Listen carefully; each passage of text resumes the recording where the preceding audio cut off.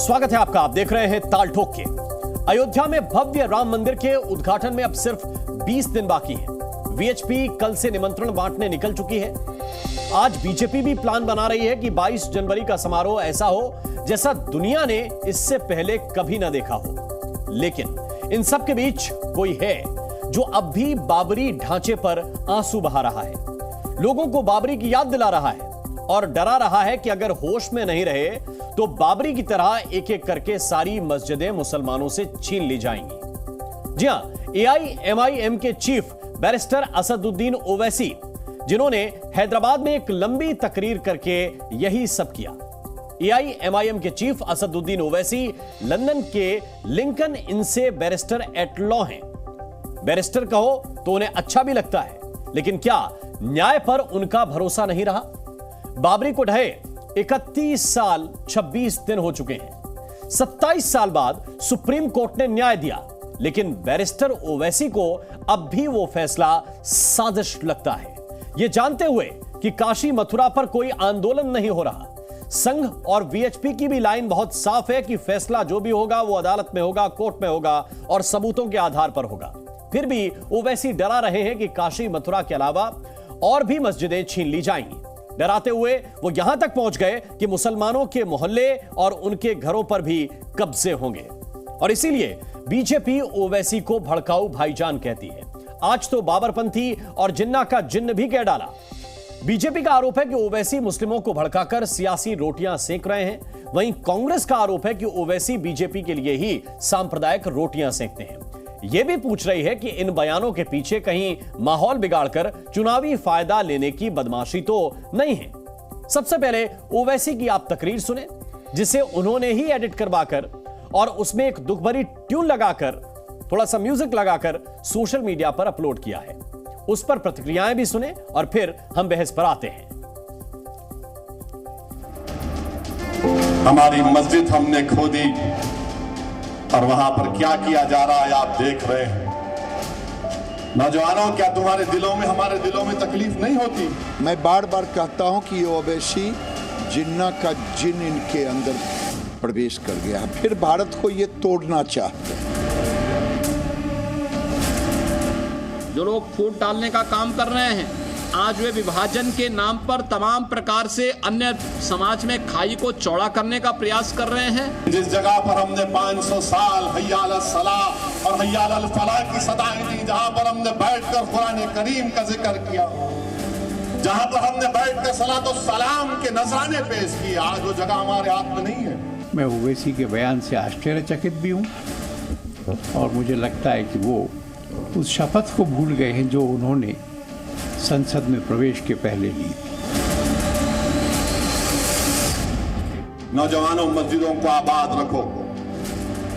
कहीं ऐसा ना हो कि मस्जिदें हमसे छीन ली जाए। वो नौजवानों से क्या कह रहे हैं कि वो किस तरीके से मस्जिदों की हिफाजत करेंगे? क्या पुलिस से लड़ेंगे, फौज से लड़ेंगे, सरकार से लड़ेंगे? असदुद्दीन ओवैसी नफरत की राजनीति करते हुए जिस तरह से उन्होंने बयान दिया है, यह देश में घृणा फैलाने के लिए। जो उम्मीद है कि इंशाअल्लाह ताला आज का नौजवान जो कल का बूढ़ा होगा, वो अपनी नजरों को आगे रखकर अपने दिमाग पर जोर डालकर सोचेगा कि किस तरीके से मुझे अपने आप को, अपने खानदान को, अपने शहर को, अपने महल्ले को बचाना।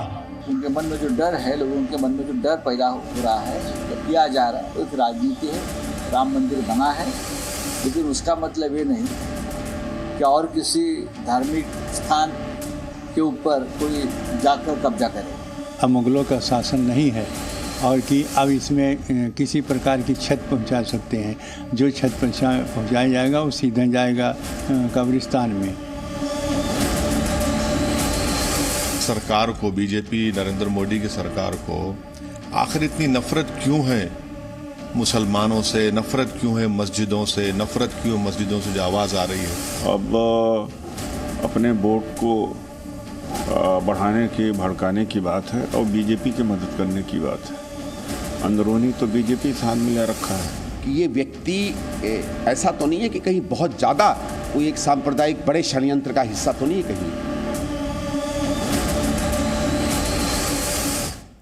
हमारे साथ चर्चा करने के लिए कुछ खास मेहमान हैं। प्रेम शुक्ला इस वक्त हमारे साथ हैं, प्रवक्ता हैं भारतीय जनता पार्टी के। विजय शंकर तिवारी हमारे साथ हैं, प्रवक्ता हैं वीएचपी के। दानिश कुरैशी हमारे साथ हैं, नेता हैं एआईएमआईएम के। जयंत जिज्ञासु में ज्वाइन कर रहे हैं, प्रवक्ता हैं आरजेडी के। और किशोर तिवारी इस वक्त हमारे साथ हैं, नेता हैं शिवसेना के। आप सभी का बहुत बहुत स्वागत है ताल ठोके में। और सबसे पहले दानिश कुरैशी, प्रश्न आपसे है। अदालत के फैसले के 4 साल के बाद यह क्यों बताया जा रहा है? इसकी क्या प्रासंगिकता आपको नजर आती है? क्या ऐसा आपसे छीन लिया गया जो न्यायोचित नहीं था?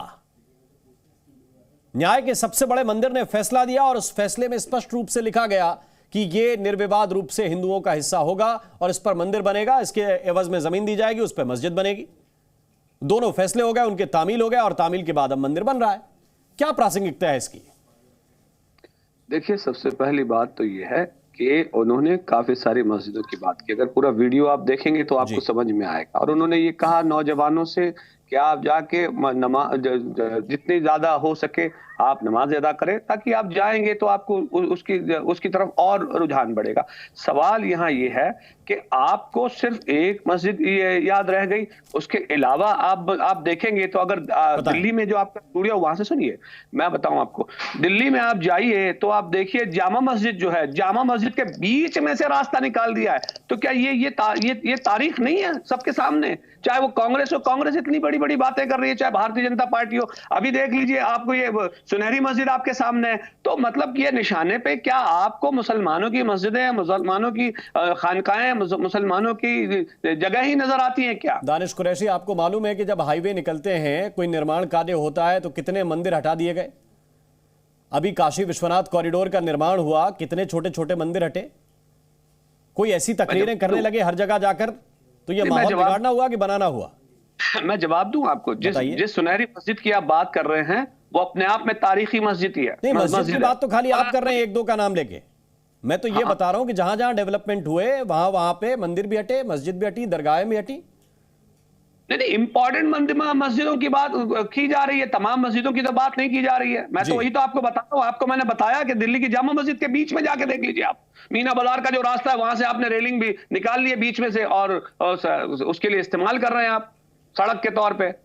चलिए बताइए, ये कोई और अगर दूसरा मंदिर होता तो क्या आपको ये इस तरीके का रिएक्शन मिलता? नहीं होता। तो मुसलमानों के खिलाफ जिस तरीके का मामला बना हुआ है देश में राजनीतिक तौर पर, उसकी बात उन्होंने कही है। नहीं, बीजेपी के एक नेता पूछ रहे हैं कि मस्जिद मोहम्मदी और मस्जिद हाशमी ये कहां पर थी, और जब ध्वस्त हुई तो कहां थे असदुद्दीन ओवैसी? देखिए, सुनिए मेरी बात, मैं आपको ये जवाब दे रहा हूं कि बीजेपी को क्या करना है, उनको जाना चाहिए ना, वो मोर्चा खोल लेते असदुद्दीन ओवैसी साहब के सामने कि भाई ये मस्जिदें जो ढाई जा रही हैं तो आप क्यों चुप हैं? दिक्कत आपकी यही है कि हम जो बात कर रहे हैं, आपकी जो तारीखी मस्जिदों की बात की मैंने आपको, तो उससे आपको परेशानी है। उन्होंने क्या बुरा कहा? मस्जिद मोहम्मदी और मस्जिद हाशमी ये तारीखी नहीं थी? क्यों तारीखी? नहीं, बिल्कुल तारीखी मस्जिद है। तो मुझे ये बताइए, असद साहब ने ढा दी वो जो मंदिर की दीवार से दीवार लगा के बना दी जाए, वो मस्जिद तारीखी हो गई आपके लिए? तारीख का क्या मतलब होता है आपके लिए? तारीखी की नहीं, बात तारीखी नहीं है। बात ये है कि हमारी जो मस्जिदें हैं जो बरसों से है, आज से नहीं है। अगर सुनहरी मस्जिद की बात की जाए तो कितनी पुरानी मस्जिद है वो? चलिए लाइए बताइए, और उसको आप तोड़ देंगे। तारीखी मस्जिद, ये जरा इनके डिटेल भी बताइए। मस्जिद मोहम्मदी कितनी पुरानी थी और मस्जिद हाशमी कितनी पुरानी थी? ये हाल में नहीं रही होगी, हटा दी? नहीं, मुझे ये बताइए, उन्होंने ढा दी। जिसकी सरकारों से सवाल होना चाहिए था, उसके बजाय आप ये पूछ रहे हैं। यही तो पूछ रहा हूं, 2020 में हैदराबाद में किसकी सरकार थी? यही तो पूछ रहा हूं मैं आपसे। किसकी सरकार थी? असदुद्दीन ओवैसी साहब की थी। किसके सपोर्ट करते हैं वो? 2020 में किसकी सरकार थी? सुनिए मेरी बात। अब हम तो कांग्रेस को भी सपोर्ट कर रहे थे, लेकिन क्या किया कांग्रेस ने? मैं पूछ रहा हूं आपसे, तो कम से कम दो बोल उनके खिलाफ भी तो निकलने चाहिए। श्रीमान केसीआर, ये क्या कर रहे हैं आप? नहीं, मेरी बात सुनिए। जो भी बोल कहने हैं, आपको प्रेम पॉलिटिकल पार्टियों से है कि मस्जिद से? आप ये बताएं। नहीं, बिल्कुल पॉलिटिकल पार्टियों से है। जिन पार्टियों ने जो बड़ी राजनीतिक पार्टियां जो है, चाहे कांग्रेस हो चाहे भाजपा हो, ठीक, इनकी राजनीति ये रही है। और केसीआर को भूल गए आप, हैं? ठीक है, कोई बात नहीं। प्रेम शुक्ला जी, जरा बताएं, असदुद्दीन ओवैसी अगर ये कह रहे हैं आज की तारीख में कि उनकी दूसरी मस्जिदें छीन ली जाएंगी, ऐसा माहौल क्या आप लोगों ने बनाया? कि उनको ये कहना पड़ रहा है कि सब छीन लिया जाएगा, मोहल्ले भी छीन लिए जाएंगे, घर मकान पे भी कब्जा हो जाएगा, उनको भी बचा के रखना है? देखिए, जिन्ना के जिन्न का जो है काया प्रवेश हो गया है श्रीमान असदुद्दीन ओवैसी में, इसके अतिरिक्त कुछ नहीं है। अभी आपने जो प्रश्न पूछा, दानिश कुरैशी दाएं बाएं झांकने लगे। भाई, हैदराबाद के सचिवालय में का निर्माण जो है 2 मस्जिदों को वहां से डिसलोकेट करके बनाया गया, उनका ध्वंस किया गया और दूसरे स्थानों पर बनाया गया। और जिस सरकार ने बनाया उस सरकार को समर्थन जो है श्रीमान असदुद्दीन ओवैसी के एमएलए दे रहे थे। और तो और भाई, इस अयोध्या विवाद के समय भी जब श्रीमान विश्वनाथ प्रताप सिंह की सरकार में, श्रीमान चंद्रशेखर की सरकार में, श्रीमान पीवी नरसिंह राव की सरकार में, तीनों सरकारों के समय जब वार्ता हुई कि आप सहमति से जो है वहां मंदिर निर्माण के कार्य का मार्ग प्रशस्त किया जाए, तब इन्हीं असदुद्दीन ओवैसी के अब्बा हुजूर श्रीमान सलाहुद्दीन ओवैसी कहा करते थे कि अदालत का निर्णय आने दीजिए, जो निर्णय आएगा उसको स्वीकारेंगे। अब सर्वोच्च न्यायालय का निर्णय आने के बाद जब वहां भव्य दिव्य राम मंदिर का निर्माण संविधान की मर्यादा के तहत हो रहा है, तो आपत्ति किस बात की है? आपत्ति कोई नहीं उनको। और कहीं पर भी कोई मस्जिद कोई गिरा नहीं रहा है। पूरे देश में एक मस्जिद कोई बता दे कि कोई गिरा दे रहा है, कोई कब्जा कर ले रहा है, कोई हिंदू वहां पर जो है किसी प्रकार का किसी मस्जिद को नुकसान पहुंचा रहा है? नहीं पहुंचा रहा है। लेकिन आपको ध्यान होगा, मोहम्मद अली जिन्ना ने जब महात्मा गांधी ने कहा कि इस देश में स्वतंत्रता के बाद राम राज्य की संस्थापना होगी, तो उस राम राज्य को मोहम्मद अली जिन्ना ने कह दिया कि हम जो इस देश के शासक थे मुसलमान, उन पर जो है हिंदुओं का शासन होगा, इसलिए हमको अलग देश चाहिए।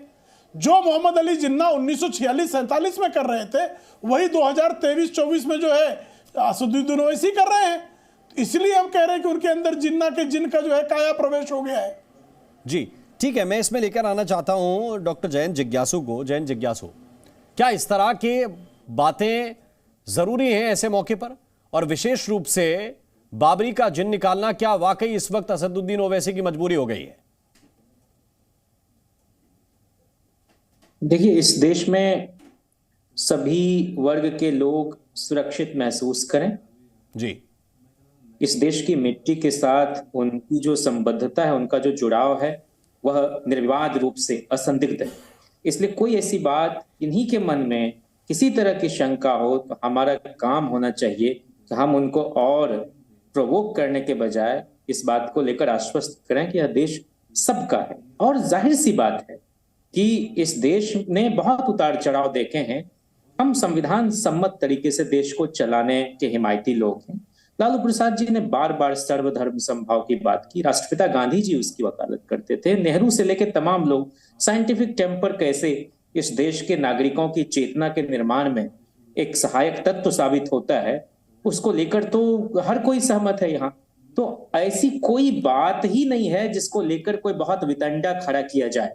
हाँ, एक हमारा देश जो है वह सब बहुत तरह के धर्मों से बना हुआ है, बहुत तरह के धर्मावलंबी हैं, और सबको उनकी उपासना करने का संविधान जो है एक अधिकार देता है। तो ये कोई बीजेपी का कॉपीराइट तो है नहीं कि वो बार बार राम राम राम, जैसा लगता है सिर्फ उन्हीं के राम। अरे भाई, कितने राम, सबके राम, अपने अपने राम। यह तो इस देश की बहुरंगी तहजीब है, तमद्दुन है, संस्कृति है। इसमें कौन सी ऐसी बात होगा? हम लोग बचपन में मैंने पढ़ते थे और गाते थे, नीलांबुज श्यामलम कोमलांगम सीता समारोपित वाम भागम पाणव महासायक चारु चापम नमामि रामम रघुवंशनाथम। और हनुमान के लिए भी अतुलित बलधामम स्वर्ण शैलावदेहम धनुजवन कृशानुम ज्ञानिनाम अग्रगण्यम सकल गुण निधानम वानरा नाम धीशम रघुपति प्रिय भक्तम वात जातम नमाम। ठीक है, लेकिन ये कौन लोग हैं जो उकसाते हैं बस राम के मर्यादा थोड़ा स्वरूप शुद्ध कर लीजिए, हेम शैलावदेहम को छोड़कर, बाकी सब ठीक है। क्रोधित रूप पर वो ज्यादा मोहित हो जाते हैं। मैं तो बस ये पूछ रहा हूं कि आप लोग बीजेपी से ज्यादा कर लीजिए राम राम।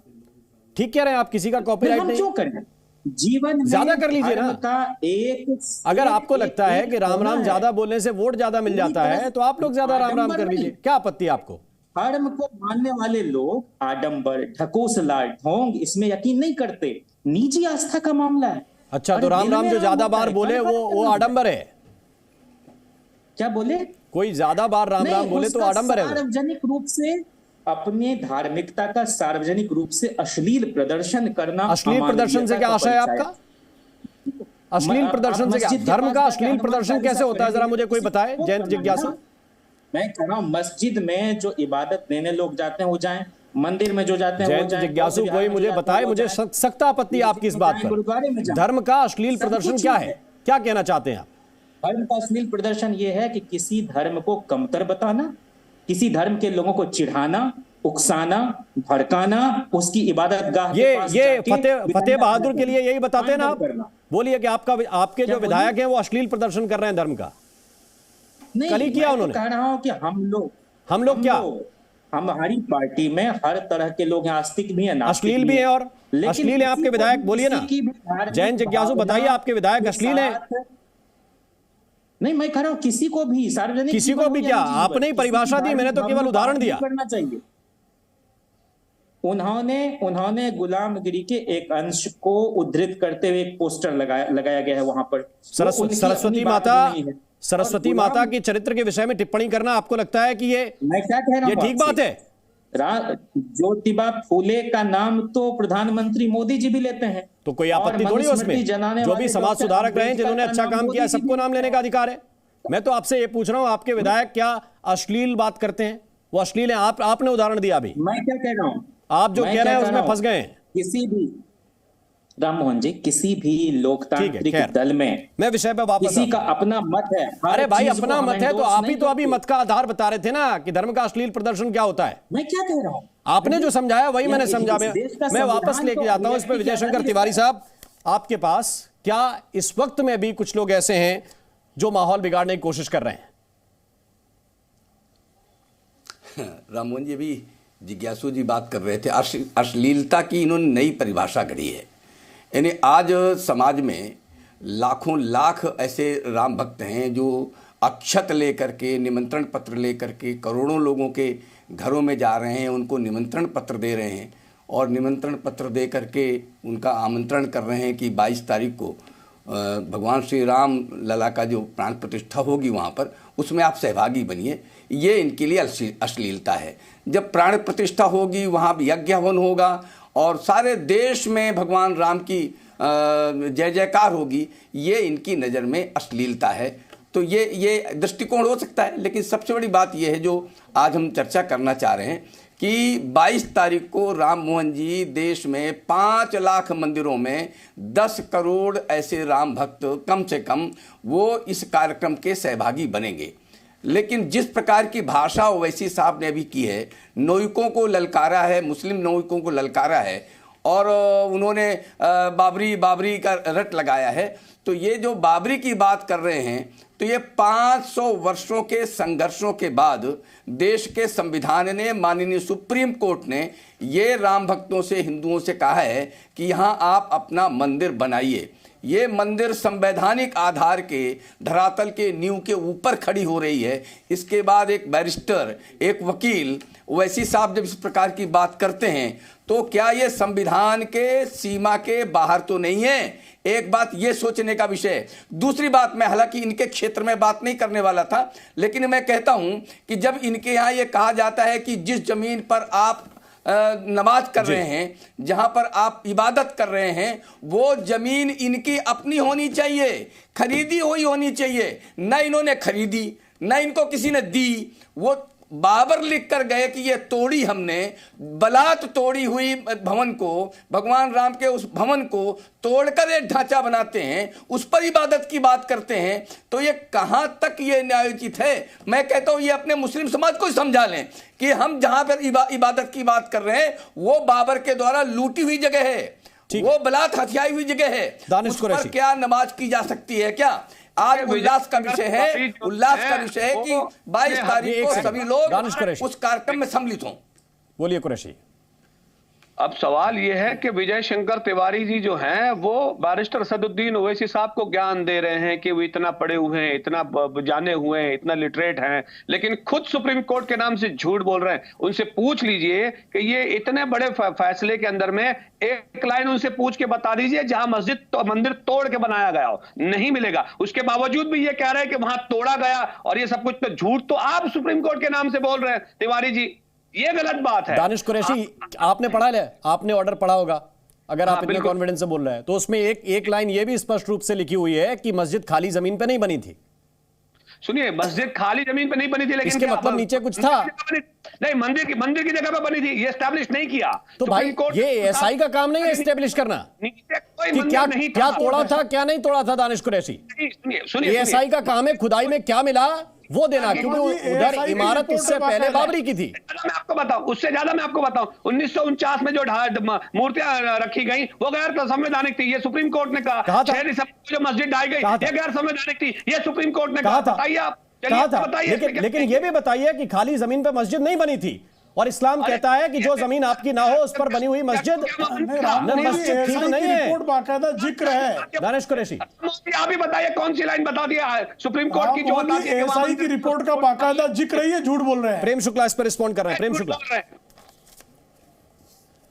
देखिए राम मोहन जी, बाकायदा एएसआई की रिपोर्ट का जिक्र है जिसमें यह बताया गया है कि जो मस्जिद के नीचे जो ढांचे मिले हैं वो मंदिर के ढांचे हैं और यह स्पष्टता एएसआई के तत्कालीन रीजनल अधिकारी केके मोहम्मद की है। केके मोहम्मद कोई हिंदू व्यक्ति नहीं थे, केके मोहम्मद की रिपोर्ट है जो इलाहाबाद हाई कोर्ट में सबमिट हुई, जिसको सुप्रीम कोर्ट ने माना। आप जजमेंट पढ़ लीजिए, मैं चुनौती दे रहा हूं आपको, जजमेंट पढ़ लीजिए। दानिश कुरैशी, कुरान की कसम जजमेंट पढ़ के आइए। दानिश कुरैशी, एक सेकंड रुक जाइए, आपकी बारी में वापस दूंगा आपसे सवालों के साथ। प्रेम शुक्ला कंटिन्यू कीजिए पूरी बात। एएसआई की बाकायदा रिपोर्ट जो केके मोहम्मद रीजनल डायरेक्टर की रिपोर्ट है उसमें बाकायदा बताया गया है कि वो खाली जगह पर मस्जिद नहीं बनाई गई थी, वो जो बाबरी ढांचा था, बल्कि उसके नीचे जो ढांचा मिला उसमें जो आकृतियां हैं वो आकृतियां मंदिर की आकृतियां हैं।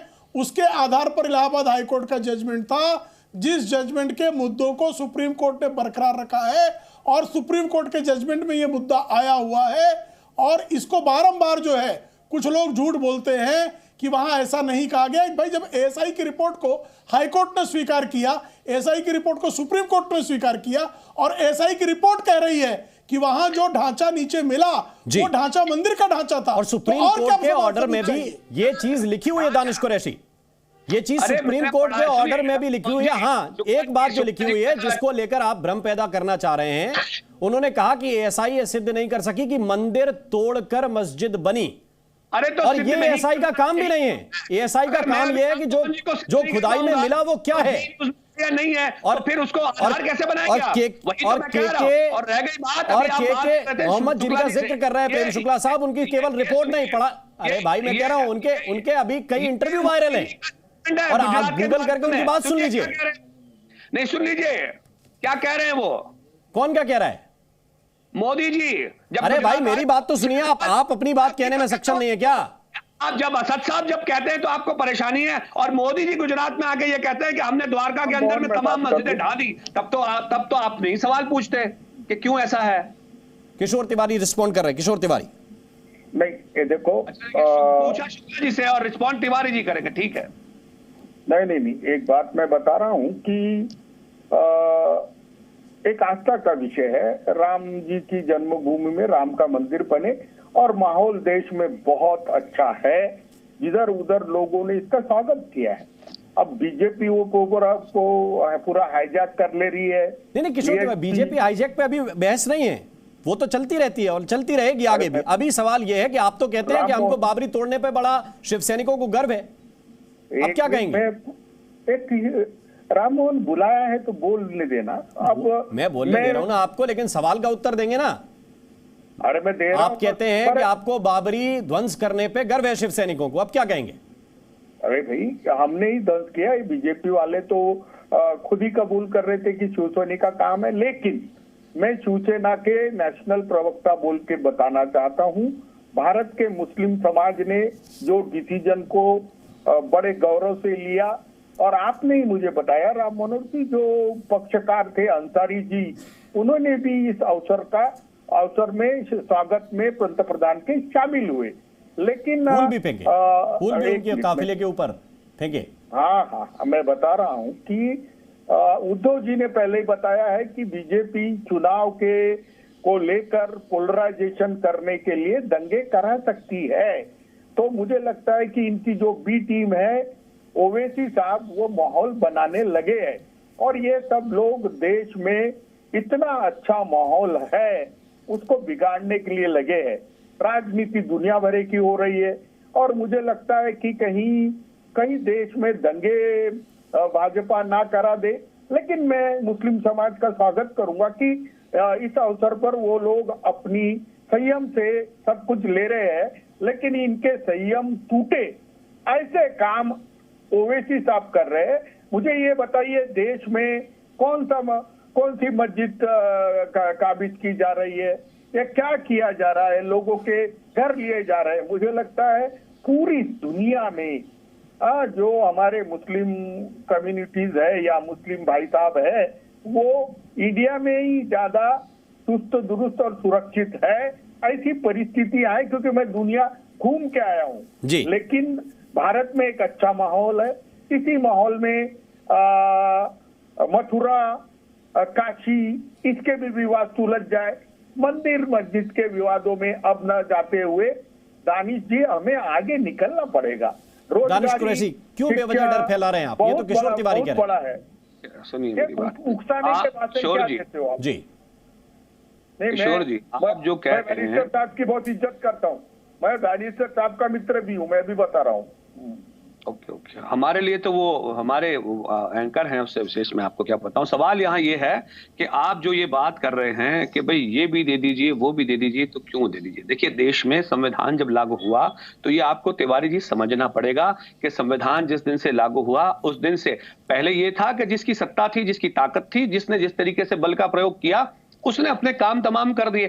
अब देश में संविधान का राज है, तो हम यही तो बात कर रहे हैं ना कि आप जिस तरीके से काम करने की आपकी जो पद्धति है, चाहे शिवसेना की हो, चाहे बीजेपी की हो, चाहे जिसकी भी हो, उनकी काम करने की पद्धति जो है वो इंसाफ परस्त रहेगी। अगर इंसाफ से हट के बात करेगा कोई भी तो दिक्कत आएगी। अब आपको प्रेम शुक्ला जी को मैं ये पूछना चाहता हूं कि गुजरात के बेट द्वारका में मोदी जी खुद रैली में आते हैं और ये कहते हैं कि भाई यहाँ जो मुख्यमंत्री जो हैं उन्होंने वहां पे सफा चट कर दिया। ये गुजराती में स्टेटमेंट है, चाहिएगा तो मैं आपको दे भी दूंगा। जब देश के प्रधानमंत्री इस तरीके की बात करते हैं जहां लोगों को 12 दिन तक पीने को पानी तक नहीं मिला, ये परिस्थिति का निर्माण, सुनिए, ये परिस्थिति का दंगे से चालू हुआ है, उनके करियर ही नरसंहार और दंगे से चालू हुआ है। ये मोदी जी का खुद का स्टेटमेंट है, ये मोदी जी का। प्रेम शुक्ला इस पर रिस्पॉन्ड करें। ये किशोर तिवारी कह रहे हैं, आपने सवाल प्रेम शुक्ला से पूछा है, वो जवाब दे रहे हैं आपकी बात का। प्रेम शुक्ला जी बताइए। किशोर तिवारी, ये प्रेम शुक्ला जी सवाल पूछा गया। को हटाना ये दायित्व है जी, अवैध निर्माणों को हटाना ये शासन का दायित्व होता है। अवैध मंदिर होगा वो भी हटाया जाएगा, अवैध मस्जिद होगी वो भी हटाया जाएगा। बेट द्वारका में जो अवैध निर्माण थे उनको हटा दिया गया, तो इसमें क्या आपत्ति है? आप तो जो है वैध मस्जिद को हटाने पर जो है धूम दबा के पीछे पीछे केसीआर के टहल रहे थे। अवैध को जो है नहीं हटाया जाए, ये तो गजब की बात है भाई। अवैध निर्माणों को हटाया ही जाना चाहिए। कहीं भी अवैध निर्माण है उसको, और बेट द्वारका में सारा जो निर्माण था वो अवैध था, इसलिए उन अवैध निर्माणों को वहां के शासन ने हटा दिया। इसमें क्या आपत्ति है? मैं जवाब दूं चुनाव के हिसाब से। नहीं, सुनिए, मुझे ये बताइए कि बेट द्वारका में टोटल कितने अवैध निर्माण थे देवस्थानों के, चाहे हिंदू समाज के हो चाहे मुस्लिम समाज के हो, कितने थे बताइए तो आपको जानकारी है? और इस अवैध निर्माण में लेके क्यों बैठूं यहाँ? अभी मैं कोई केबीसी में आया हुआ हूँ, अवैध निर्माणों को हटाया गया ये मुझे जानकारी है। मैं संख्या लेकर क्यों बैठूं यहाँ? मैं कोई केबीसी में आया हुआ हूँ। 40 से ज्यादा अवैध निर्माणों को हटाया गया। बेट द्वारका में अवैध निर्माणों को जो परिसर वहां पे हटाना ये शासन का दायित्व है, और जहां भी अवैध निर्माणों को हटाया जाएगा। ये कांग्रेस का जमाना नहीं है कि मुस्लिम तुष्टीकरण के लिए जो है वो अवैध मस्जिदों को संरक्षित किया जाएगा, अवैध मजारों को संरक्षित किया जाएगा और मंदिरों को तोड़ा दिया जाएगा। आपको बताऊं कि अवैध की बात कर रहे हैं ना, तो वहां के पंचायत के प्रमुख को नहीं पता, वहां पर पीडब्ल्यूडी को किसी को नहीं पता, ना प्रशासन के किसी आदमी को पता, सबको पता है। अवैध निर्माण हटाए जाएंगे, असदुद्दीन ओवैसी और दानिश कुरैशी चिल्लाते रहे, आप कितने भी चिल्लाएं, अवैध निर्माण हटाएंगे।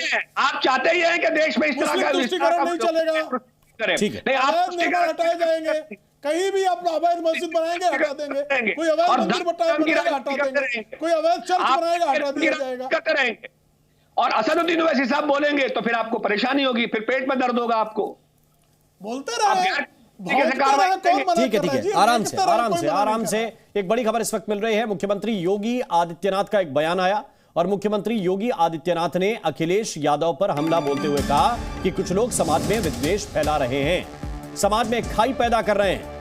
योगी आदित्यनाथ का यह बयान आया है। जो लोग फूट डालने का काम कर रहे हैं, जाति जाति के नाम पे भिड़ाने का काम कर रहे हैं, समाज में विद्वेष पैदा करने का काम कर रहे हैं, गरीबों के हकों पे जो लोग डकैती डालते थे, आज उनको जाति नजर आती है। आज वे विभाजन के नाम पर तमाम प्रकार से अन्य समाज में खाई को चौड़ा करने का प्रयास कर रहे हैं। ऐसे लोगों से सावधान रहते हुए हम समाज की एकता के माध्यम से राष्ट्र के सशक्तिकरण के लिए कार्य करेंगे।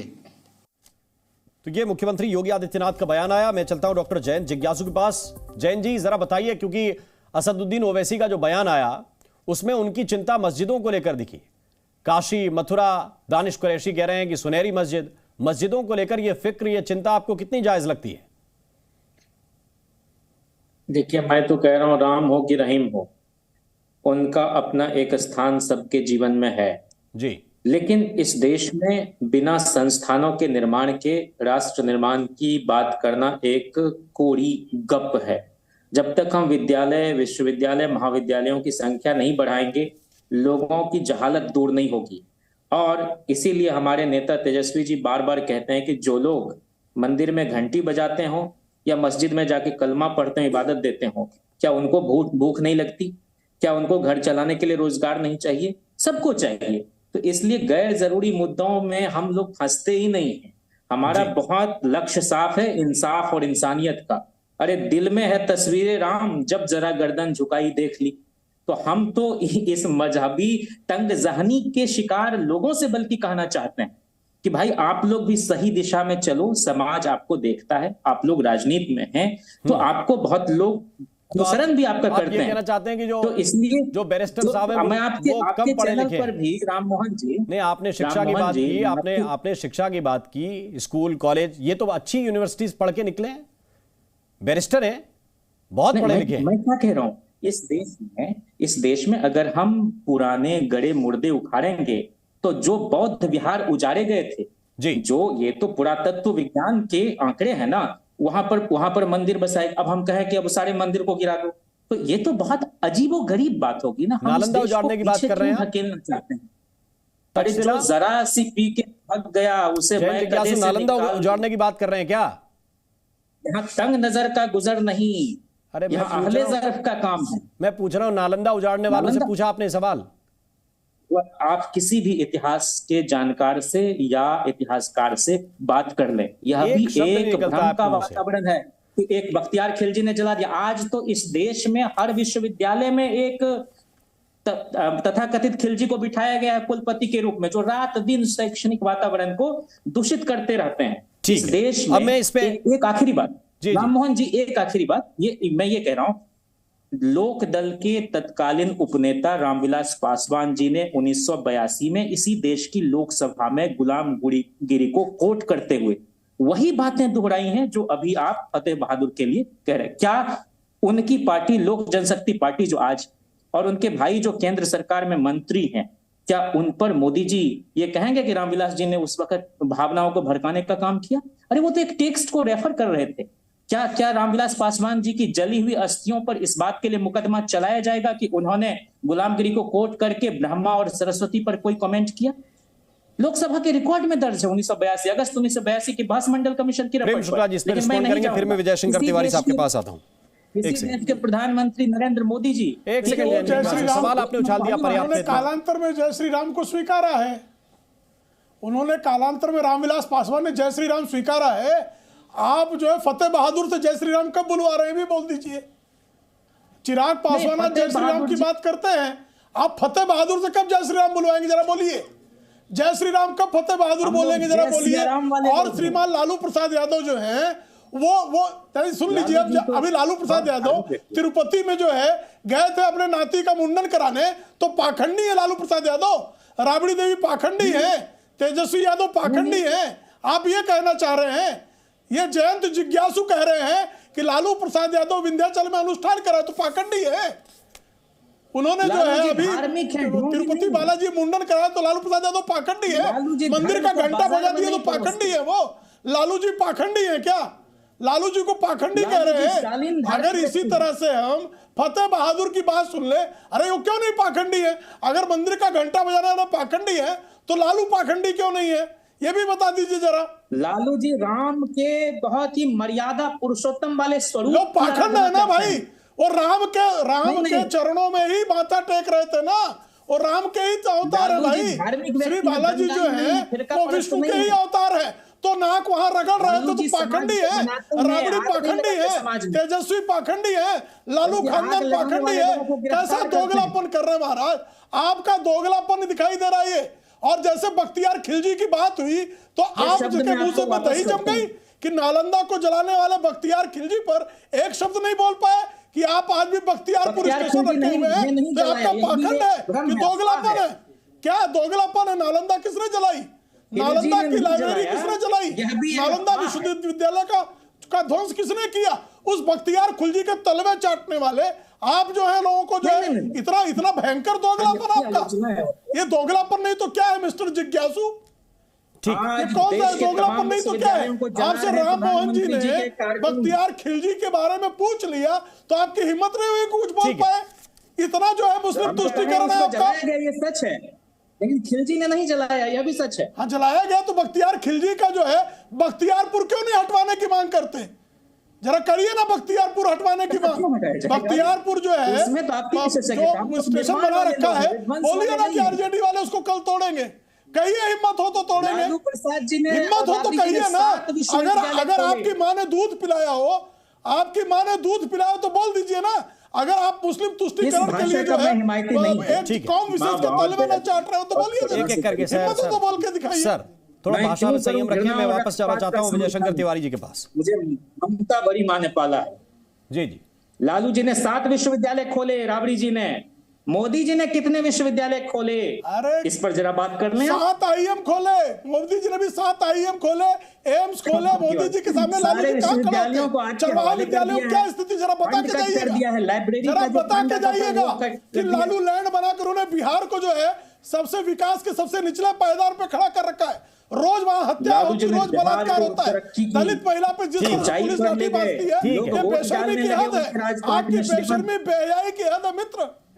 जिस तरह से दलित महिला को बिहार की पुलिस पीटती है और आपके मुंह में दही जम जाता है। ठीक है विजय शंकर तिवारी, मैं दोनों को रोकना चाहता हूँ। वापस आते हैं बिहार के डेवलपमेंट पे। ये बहस नहीं। नाम आपका रखा और बताइए मेरी माँ की परवरिश पर आप सवाल कर रहे हैं, कितनी गलत बात है। नहीं, ये ठीक बात नहीं जी, मैं आपका सम्मान करता हूँ। आपके दोगलेपन का बुर्का नहीं। ठीक है विजय शंकर तिवारी, विजय शंकर तिवारी जी एक सेकंड मैं दोनों से अनुरोध करूंगा। दोगलापन शब्द ही प्रयोग में नहीं लाया जाना चाहिए। ठीक है, हर आदमी की कोई मां होती है, हर आदमी का कोई पिता होता है। आप दोगलागिरी करेंगे तो मैं क्या कहूं? ठीक है, मैं चाहता हूं कि आप दोनों लोगों से दोगला नहीं तो क्या कहूं? दोगला कहूं, चोगला कहूं? दर्शकों को तय करने दीजिए सर। आपके माता प्रेम शुक्ला जी, जयंत जिज्ञासु, एक मिनट। विजय शंकर तिवारी जी, क्या एक बार फिर से वो वैमनस्य खड़ा करने की कोशिश हो रही है? और विश्व हिंदू परिषद जिसके ऊपर ये आरोप लगते रहे कि आप लोगों ने बड़ा ही जो है आंदोलन आक्रामक चलाया राम मंदिर को लेकर, एक बार फिर से गली गली चौराहे निमंत्रण बांट कर आप लोग भी एक वैसा माहौल बनाना चाहते हैं जिससे मुस्लिम तबके में डर बैठे। देखो राम मोहन जी, हम जोड़ने की बात कर रहे हैं, हम निर्माण की बात कर रहे हैं, हम ना ध्वंस की बात कर रहे हैं ना विध्वंस की बात कर रहे हैं।